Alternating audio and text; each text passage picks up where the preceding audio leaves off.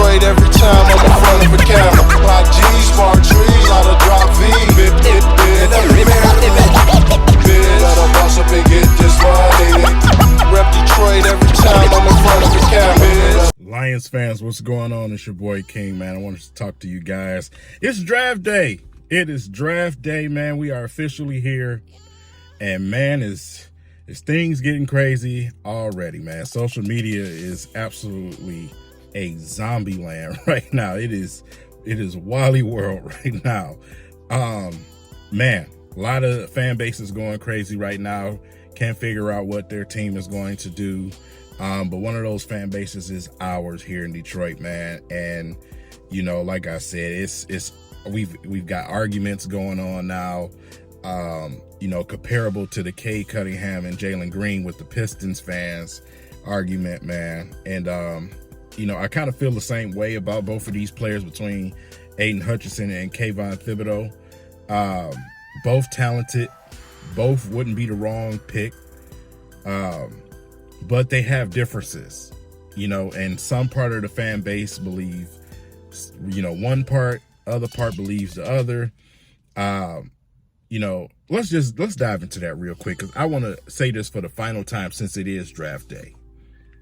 Aidan Hutchinson, Kayvon Thibodeaux. 9 times out of 10, those are the two guys. So that's why we're going to go here. Malik Willis is still a wild card. But I still don't see anything serious to make me believe that the Lions are going to go Malik Willis. You know, the interviews that's been coming out with Kayvon Thibodeaux, and him saying that, you know, he felt like he was at the barbecue talking to his uncle with Brad Holmes, and, you know, he has Dan Campbell on speed dial.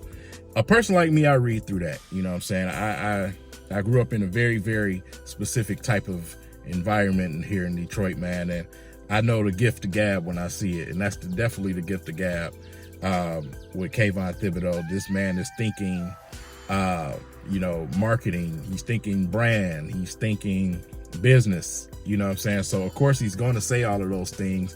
But what frustrates me is the Lions fans that you know, ooze over it. Like, you really don't see what's going on here. You know what I'm saying? No one wants to come from the West Coast and come play in Detroit on a losing franchise unless there's some type of merit for it. You know what I'm saying? I've yet to hear him say the reason why he wants to come to Detroit is because Aaron Glenn, or the reason why he wants to come to Detroit is with Coach Todd on the defensive line. You know, those are not the type of statements. These statements are the most cliche things that I've heard. And that's part of my thing with Kayvon Thibodeaux. I just don't know if it's more about, you know, business, or is it more about football? You know, he's definitely talented. Football, he can play that. And I don't got no knock for nobody that's investing into themselves, but I just don't want that to be the forefront. And that's my only thing with Kayvon. You know what I'm saying? That is my only thing with him. I have no problem with him as a football player. The taking plays off, yes, he took plays off. Some players do. You know what I'm saying? It is what it is. But when you look from a talent standpoint and you look at the coaching staff that we have here in Detroit, I think we can definitely overcome that. You know, like I said, and it's not like there's some mass amount of plays where he took off. You know what I'm saying? It just felt like at times when you watched him, he could have did more. You know what I'm saying? So from a talent standpoint, these are the traits that you get. You get power, speed, athleticism, potential. That's what you get with a guy like Kayvon Thibodeaux. You know what I'm saying? The potential. I don't like the ceiling theory. I hate that. I absolutely despise the ceiling. Bro, like I said, you can use that in your argument in so many different ways. I hate the ceiling thing, but I would use a word like potential. You know what I'm saying? He could potentially be you know, a really, really polarizing figure in the NFL, man. One thing he would have to do is put on a little bit more muscle. Another thing that he would have to do is work on his technique. You know, second, third level moves and things like that. Listen, Coach Todd says something very, very, very important if you haven't watched this video on the last episode of Lions Den, you need to watch it, not only because of what Aaron Glenn said, but what Coach Ty said from the D-line, man. And I don't know who he was talking to. They're not going to show who he was talking to, but he said it himself. If speed and power are the only traits that you have on the next level, those offensive tackles, they're going to have their way with you. Because guess what? This is not college. You can't just speed and power through everything. You got to have something, because you're going to get some really, really, really good tackles, man. And, you know, we have one here in Detroit that he's going to have to face every day in practice if he comes here. So, you know, you can't just speed and power your way in the NFL. That don't work. It helps. Oh, God, it helps. But you cannot just speed and power. You know what I'm saying? You need more. You need more of that. And are those things he can learn? Absolutely. Absolutely, man. So when you draft a guy like Thibodeaux, is more about, you know, the potential. That is a potential guy. You know, his resume is his resume. He was, consistent's number one, you know, walking in the door, you know what I'm saying? So, me personally, I don't like to dig back into too many years of college. What have you done for me lately? This is the NFL we're talking about. What have you done for me lately? And his last season, you know, he has some outstanding performances at times, but at sometimes not so much. Some teams did a lot of good game planning, so, you know, you got to give that to it. So, you know, like I said, when you watching film of Kayvon overall, there's no way that taking Kayvon would be the wrong pick. Period. So if that's where, you know, Brad Holmes decides to go, then we have to believe what he sees. You remember, this is opportunity for Brad Holmes. You know, like I said, before I can fully endorse Brad Holmes as GM, just like I did with Dan Campbell and Aaron Glenn, I need to see a little bit more. I need at least 2 drafts where you go out and you get me solid guys. You did a good job in draft number 1. Amon-Ra St. Brown, Alim McNeil, you know what I'm saying? So if this draft is even more important because of the stature of these picks that we have. So, you know, we're number 2, number 32 in the first round. So we got to get it right, because these are franchise changing moments for the Detroit Lions, man. This could really, really help our franchise. It may not take part right away, but within 2 to 3 years, these picks could really, really take this franchise to a special place. Because I said, this draft, I don't see the guy that's going to walk in day one and just change your entire franchise. I don't see that in this draft. I see a guy that's going to come in, it's going to take a year or 2 before, you know, we really start to get results. You know what I'm saying? So let's talk Thibodeaux, man. What do you get with Thibodeaux? Well, watching Thibodeaux on film, watching him up close, you're going to get leadership and IQ. That is one thing that a lot of people skip by. When you watch film, you have the opportunity to see him switching the defense, making the calls.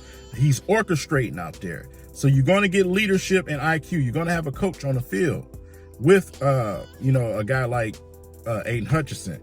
But you're going to get size and power. That is another thing. 6'6". We're playing the NFC North, ladies and gentlemen. You're going to get the size and the power, the strength and the athleticism.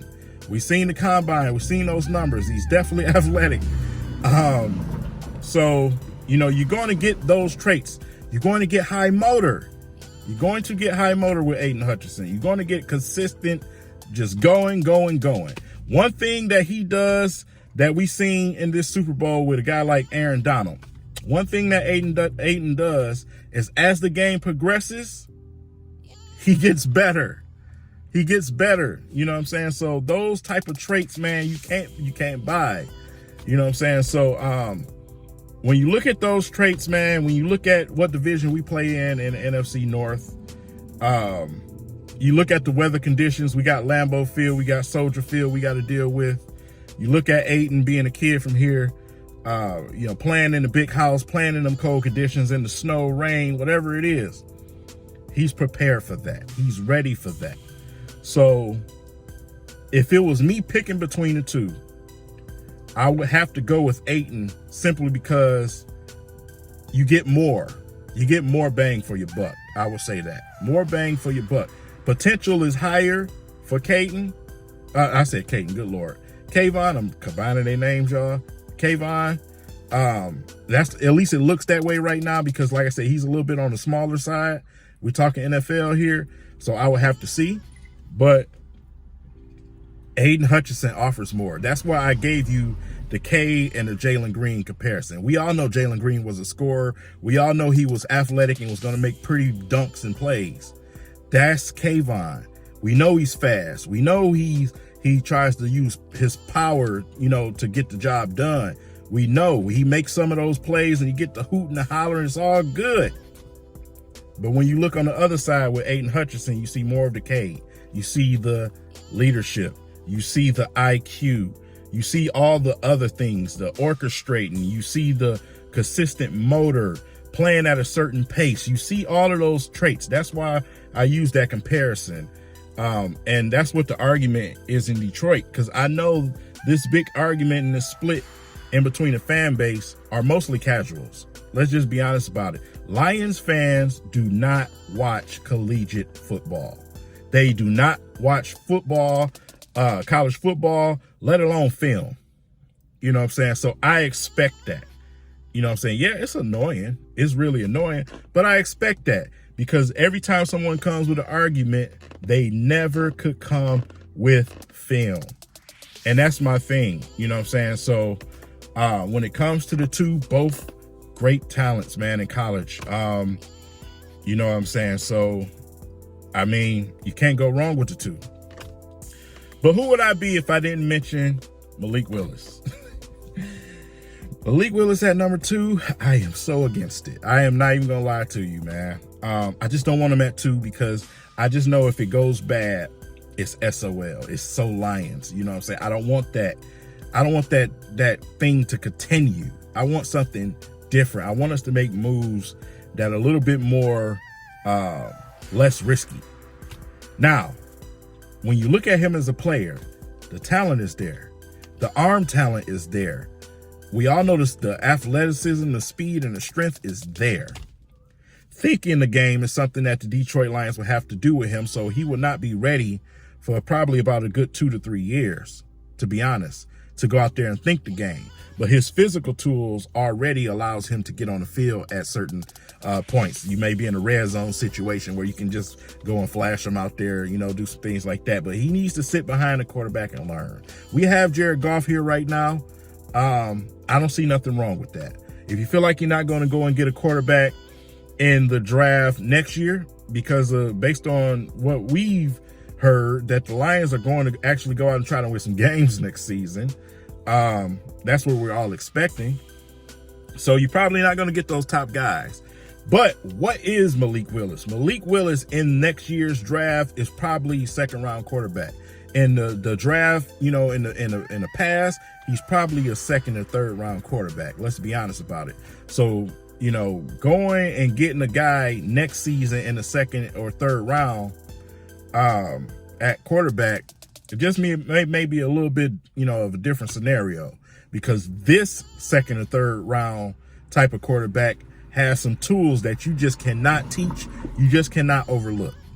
His potential as far as talent is ridiculous. But there's the caution of not knowing if he can develop those true quarterback skills, seeing the game. You know what I'm saying? He's shown that he does have some IQ. Let's just not get it twisted. You know what I'm saying? Let's not confuse him playing at Liberty with no O-line and no running back and some zero receivers. Let's not get it confused. We just had a quarterback leave because our franchise had the same thing. You know what I'm saying? He won the Super Bowl. So let's not get it twisted. We got to keep that same energy, right? Well, with Malik Willis is thinking the game at the NFL level. That is the big question mark. He can make every single pass. You see what I'm saying? So it's literally mental. Can he mentally be that guy at the next level? Can he, you know, look off defenders? You know what I'm saying? Can he read defenses, man? You know, that's what it is. That's just what it is. So if we go with any one of the three of those guys, I probably wouldn't feel the greatest about Malik Willis. But if we took him, I understand. I will understand. Because let's be honest, we need a quarterback for the future. And there's no guarantee you're going to get that next season or the season after. We've seen teams, I mean, for decades looking for quarterbacks. You know what I'm saying, Bears? We've seen this. You know what I'm saying? So, you know, when you have that opportunity in front of you, sometimes you just may have to take it. These are the options.